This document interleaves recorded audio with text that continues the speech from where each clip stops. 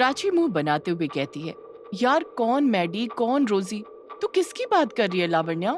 इस पर लावण्या कहती है, तू न प्राची एक नंबर की भुलक्कड़ है। तेरा ध्यान बस हमेशा मेकअप करने में ही रहता है। तू भूल गई उस दिन प्रोफेसर ने हमें वो कहानी सुनाई थी, बाई जी के कोठे वाली, जिसमें मैडी अपनी गर्लफ्रेंड रोजी को लेकर इफरित को तोहफा देने के लिए जाता है। प्राची कुछ डरते हुए कहती है, इतनी डरावनी कहानी भी कोई याद रखता है क्या भला? मैं तो भूल गई उस कहानी को, और तुझे भी भूल जाना चाहिए। तभी नादिया बीच में बोल पड़ती है, लावण्या, प्रोफेसर को वो कहानी सुनाए आज 1 हफ्ते से ज्यादा हो गया है, और तेरी सुई अभी तक उसी कहानी पर अटकी हुई है। सुई नहीं, मेरी जान अटकी है उस कहानी में। लावण्या के मुंह से ये सुनकर प्राची और नादिया चुप हो जाती हैं। ये देख लावण्या खुद ही बोल पड़ती है, मैंने सब कुछ देखा सपने में। प्राची कहती है, क्या देखा तूने? कुछ बताएगी भी कि खुद से ही बातें करती रहेगी? बताती हूँ, सब कुछ बताती हूँ। अगले पल लावण्या को अपना सपना याद आने लगता है।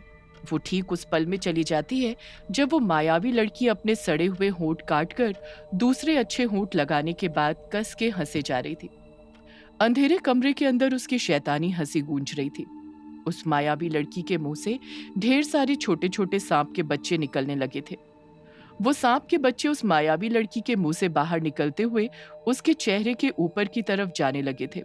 उसी वक्त एक आदमी की आवाज सुनाई देती है, तोहफा, तोहफा, इफरित का तोहफा। जैसे ही उस मायावी लड़की के कानों तक उस आदमी की आवाज पहुंचती है, वो मायावी लड़की हंसना बंद कर देती है। उसकी हंसी बंद होने के साथ ही उसके मुंह से सांप के जो बच्चे निकल रहे थे वो एकदम से गायब हो जाते हैं। वो मायावी लड़की तुरंत अपनी जगह से उठती है और उस आवाज का पीछा करने लगती है। कमरे से बाहर निकलकर वो सीधे कोठे के गलियारे में आ जाती है। वो मायावी लड़की कहीं और नहीं बल्कि बाई जी के कोठे में थी। अगले ही पल वो एक ऐसे कमरे की दहलीज के पास पहुंचती है जिसके अंदर झांकने पर ढेर सारे सोने, चांदी और पीतल के बर्तन ही नजर आ रहे थे। उसी कमरे के अंदर एक लड़का अपना सिर नीचे की तरफ करके बैठा हुआ था, जिस कारण उसका चेहरा नजर नहीं आ रहा था। उसके पैरों के पास तिलिस्मी हांडी थी और उसके दोनों हाथ उस हांडी के अंदर थे। तभी वो लड़का खुश होते हुए बोलता है, तोहफा मिला है, इफरित ने मुझे तोहफा दिया है, तोहफे के बदले तोहफा मिला है। इतना कहकर वो लड़का अपने दोनों हाथ हांडी में से बाहर निकालने लगता है। जब उस लड़के के हाथ हांडी से बाहर निकलते हैं तो वो मायावी लड़की देखती है कि उस लड़के के दोनों हाथ खून से सने हुए हैं। उसकी उंगली में खून की बूंदें नजर आ रही थी जो टप टप की आवाज के साथ वापस से हांडी के अंदर गिर रही थी। उसके हाथ सिर्फ खून से ही सने हुए नहीं थे, बल्कि उसके हाथों में एक बड़ा सा मांस का टुकड़ा था जो किसी जानवर का तो कतई नहीं लग रहा था। मांस के टुकड़े को देखकर वो लड़का मुस्कुराए जा रहा था। वो लड़का मांस के टुकड़े को देखते हुए कहता है, मिल गया तोहफा, इफरित का तोहफा। उस मांस के टुकड़े के अंदर छोटे छोटे कुछ कंकड़ चिपके हुए थे। वो लड़का उन कंकड़ को निकालने लग जाता है। जब वो लड़का 3-4 कंकड़ निकालकर उन्हें नीचे रखता है तो वो मायावी लड़की देखती है कि वो कोई आम कंकड़ नहीं थे, बल्कि सोने चांदी के कंकड़ थे। उन मांस के टुकड़ों के अंदर ढेर सारे सोने चांदी के कंकड़ धंसे हुए थे। लड़का मांस के टुकड़ों में से सारे सोने चांदी के कंकड़ निकाल लेता है और फिर से अपने हाथ तिलिस्मी हांडी के अंदर डालने लगता है। इस बार जब उस लड़के के हाथ तिलिस्मी हांडी में से बाहर आते हैं तो उसके हाथ में एक नहीं बल्कि 3-4 मांस के टुकड़े थे और उन सारे टुकड़ों में भी सोने चांदी के कंकड़ चिपके हुए थे। वो लड़का बौखलाहट के साथ हांडी में से एक के बाद एक मांस के टुकड़े निकालकर बाहर रखने लग जाता है। इतने सारे मांस के टुकड़ों का आकार देखकर अब साफ समझ में आ रहा था कि वो किसी इंसान के मांस के टुकड़े थे। वो लड़का फिर हांडी में से मांस के टुकड़े निकालते हुए खुशी के साथ खुद से कहता है, तोहफे, इतने सारे तोहफे। वो लड़का एक के बाद एक मांस के टुकड़े हांडी में से निकाल ही रहा था कि तभी उसके हाथ में एक ऐसा मांस का टुकड़ा आता है जिसको देखकर एक पल के लिए उसकी आंखें भी थम जाती हैं। उसके हाथ में कुछ और नहीं बल्कि एक लड़की का सिर था। वो सिर जिसके चेहरे की चमड़ी निकली हुई थी और उस चमड़ी में ढेर सारे सोने चांदी के कंकड़ चिपके हुए थे। वो लड़का अपने दोनों हाथ उस लड़की के सिर के मुंह के अंदर घुसाता है और अपनी पूरी ताकत लगाकर उसका मुंह चीरने लगता है। जैसे ही उस लड़की का मुंह फटता है, मुंह के अंदर से खून के साथ ढेर सारे सोने चांदी के कंकड़ निकलकर जमीन पर गिरने लगते हैं। ये भयानक दृश्य देखकर लावण्या कसकर चीख पड़ती है। सोने चांदी के कंकड़ की खनखनाहट और चीख की आवाज के साथ ही लावण्या अपने सपने से बाहर आई। इस वक्त लावण्या अपने कमरे में थी और नादिया प्राची को अपने सपने के बारे में सब कुछ बता चुकी थी।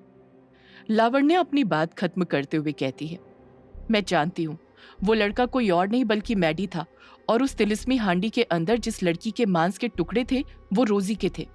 प्राची डरते हुए कहती है, मतलब लावण्या तू ये कहना चाहती है कि उस रात इफरित ने मैडी को तोहफे में सोने चांदी के कंकड़ दिए थे, वो भी रोजी की बॉडी के टुकड़ों के अंदर? लावण्या हामी भरते हुए कहती है, हाँ प्राची, इफरित दोशीजा के बदले सोने चांदी के कंकड़ ही देता है। तभी नादिया बीच में बोल पड़ती है, लावण्या तू ये मनगढ़ंत कहानी बनाना बंद कर, ये बस एक सपना है और कुछ नहीं।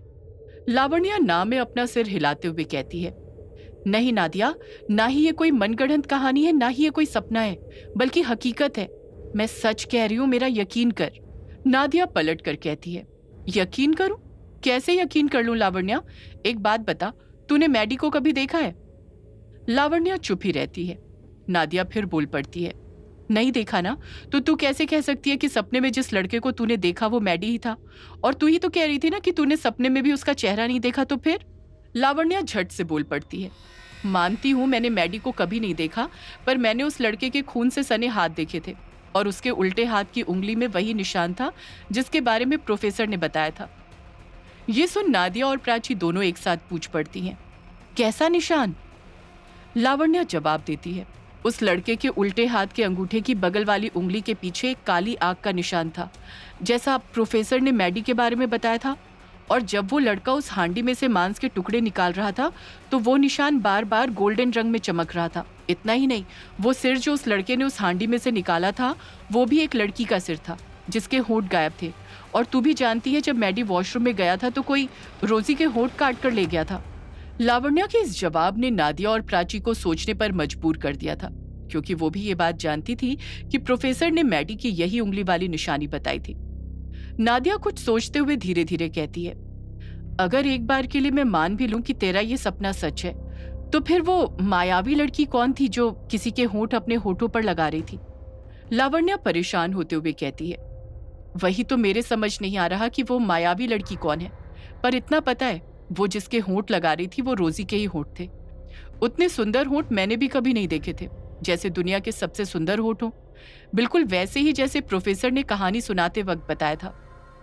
कुछ सोचने के बाद प्राची डरते हुए कहती है, कहीं वो मलिका? प्राची ने इतना कहा ही था कि तभी खिड़की पर किसी की दस्तक होती है। कोई खिड़की जोर जोर से ठोकने लग जाता है, जिस कारण उन तीनों का ध्यान खिड़की की तरफ चला जाता है। वो तीनों देखती हैं कि खिड़की बंद थी और उस पर एक हाथ की परछाई नजर आ रही थी। कोई बार बार खिड़की खटखटाए जा रहा था। प्राची डरते हुए कहती है, कितनी बार बोला है तुझे लावण्या, बुरे सपने मत देखा कर। जब भी कोई बुरा सपना देखती है उसके बाद कुछ ना कुछ बुरा होता ही है। अब पता नहीं क्या होगा। नादिया भी डरते हुए बोल पड़ती है, अल्लाह, हम तेरे नेक बंदे हैं, अपने नेक बंदों की हिफाजत करना, हमें बुरी रूहों से बचाना। इतनी रात में खिड़की कौन ठोक रहा है? कहीं वो मलिका यहाँ तो नहीं? इतना कहकर प्राची खुद चुप हो जाती है। तभी लावण्या भी डरते हुए कहती है, अब वो तो तभी पता चलेगा जब खिड़की खुलेगी। जा प्राची, जाकर खिड़की खोल। प्राची तुरंत मना कर देती है, ना बाबा ना, मैं नहीं खोलने वाली। मुसीबत बुलाए तू और सामना करूं मैं, तू ही जाकर खोल। फिर लावण्या नादिया से कहती है, नादिया तू जाकर खोल, अल्लाह तेरे साथ है। नादिया भी ना में अपना सिर हिलाते हुए कहती है, मैं भी नहीं खोलने वाली, तू ही जा। लावण्या नादिया और प्राची को गुस्से से घूरती है, तुम दोनों ना बड़ी डरपोक हो, लगता है मुझे ही जाना होगा। लावण्या अपने आप को हिम्मत देती है और धीरे धीरे अपने कदम खिड़की के पास बढ़ाने लगती है। अब कोई और भी जोर जोर से खिड़की ठोकने लग गया था। अब लावण्या को एक नहीं बल्कि 2 हाथ नजर आने लग गए थे। लावण्या के राइट हैंड की कलाई पर एक बड़ा सा और चौड़ा सोने का एंटीक ब्रेसलेट था, इतना चौड़ा कि उसने लावण्या की पूरी कलाई को घेर रखा था। उस ब्रेसलेट को देखकर ही समझ आ रहा था कि वो काफी पुराने जमाने का था, जिस पर ढेर सारे छोटे छोटे अजीब से सांप के बच्चे बने हुए थे। साथ ही कश्मीर में पुरातन काल में जो शारदा लिपि चलती थी उसमें कुछ लिखा हुआ था। यही वो ब्रेसलेट है जिसे लावण्या हमेशा पहन कर रखती थी। जैसे उसे वो अपनी जान से भी ज्यादा प्यारा हो। लावण्या उस ब्रेसलेट की तरफ देखते हुए उस ब्रेसलेट को छूने लग जाती है। जैसे ही वो उस ब्रेसलेट को छूती है, उसके अंदर एक अलग ही आत्मविश्वास आ जाता है।